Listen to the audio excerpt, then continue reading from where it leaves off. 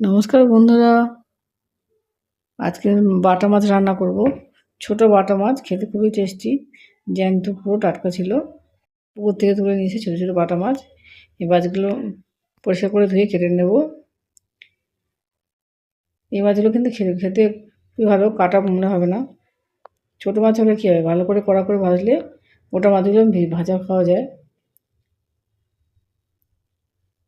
নুন হলুদ তো মাখিয়ে নিয়েছি, এবার থেকে রান্না করব। জ্যান্ত মাছ রান্না করতে বেশি ঝামেলার দরকার নেই, হালকাভাবে রান্না করলে হয়ে যায়, খেতে খেতে খুবই ভালো লাগে। কড়ার মধ্যে তেল দিয়ে মাছগুলোকে আমি আগে ভেজে নেব। মাছগুলোকে যদি একটু ভালো করে ভেজে নিতে পারেন তাহলে আর কোনো কিছু খেতে সমস্যা হবে না। সেই মাছ সবাই খেতে পারে, বাচ্চাতেও খাওয়া খুব উপকারী, অসুস্থ মানুষদেরও খেতে পারে। ভালো করে একটু ভেজে নিচ্ছি আমি মাছগুলোকে। একটু খেয়াল রাখবেন, ভালো করে ভেজে নিন, তাহলে কোনো কিন্তু গোটা মাছে কাটাও ফেলতে লাগবে না, গোটা মাছ থেকে আমরা খেয়ে ফেলতে পারবেন। মাছটা দেখুন আমার ভালো করে ভাজা হয়ে যাচ্ছে। এবার একভাবে মাছগুলো আমি ভেজে নিচ্ছি। আমি 500 মাছ নিয়েছি, আমি এই জন্য বারে মাছটা ভাজে নিয়েছি, একবারে মাছটা পুরো করলাম না, দুবারে আমি মাছগুলো ভালো করে ভেজে নেবো। পরে মাছগুলোকে আমি এভাবে ভেজে নিচ্ছি।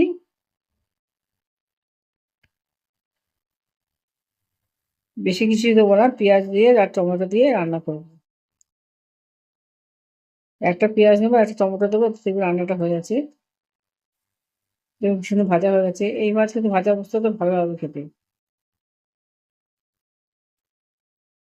আমার বাড়িতে এরকম মাছ ভাজা করলে শুধু শুধু মাছ ভাজা খেয়ে নেয়। একটা পেঁয়াজ এবং একটা টমেটো কেটে নিয়েছি, এটাকে ধুয়ে পরিষ্কার করে নিয়েছি। বেশি তেলের প্রয়োজন না, অল্প তেলে দিয়ে হবে আগে। পেঁয়াজটা টমেটো একসঙ্গে দিয়ে দিলাম, দিয়ে এবার ভালো করে নেড়ে দিতে হবে। পেঁয়াজটা একটু ভালো করে ভাজা ভাজা হয়ে আসতে হবে। টমেটোটাও নরম হয়ে আসছে। এই অবস্থায় হলুদ দিয়ে দেবো আমি। আর লাইক এবং সাবস্ক্রাইব করতে ভুলবেন না, কমেন্টে আমাকে জানাবেন। আপনাদের মন্তব্য আমার খুবই দরকার, এখন তো খুবই দরকার। আপনাদের ভালোবাসার জন্য আমরা এত দূর এগিয়ে এসেছি।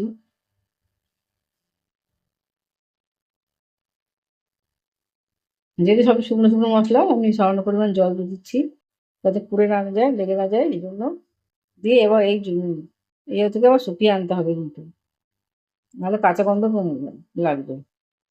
যখন একটু মাখা মাখা হয়ে আসবে, ঘন হয়ে আসবে, তখন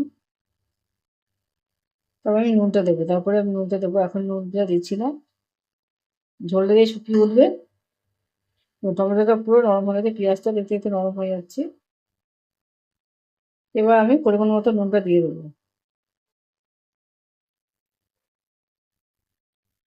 দিয়ে আবার একটু নেড়ে দিচ্ছি।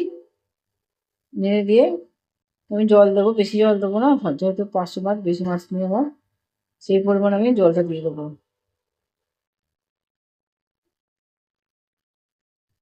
এইভাবে রান্না করে দেখুন, মাছগুলো খেতে খেতে খুবই ভালো হবে। যারা রান্না করেন তারা জানেন যে যখন ঝোলটা ভালো করে ফুটে উঠেছে, এবার আমি কিন্তু মাছগুলো উঠে দেবো। তার আগে আমি মাছটা দেবো না। মাছটা খুবই নরম মাছ, বেশিক্ষণ টাইমও লাগবে না।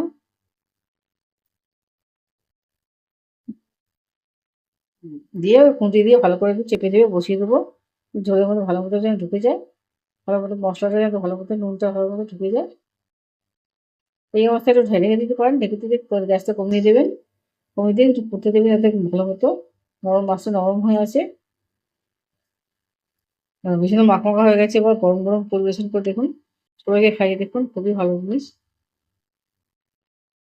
রেডি হয়ে গেছে আমার। বাড়িতে অবশ্যই বানিয়ে দিন, খেয়ে দেখবেন খুবই ভালো, খুবই মুখরোচক খাবার, খেয়ে দেখুন।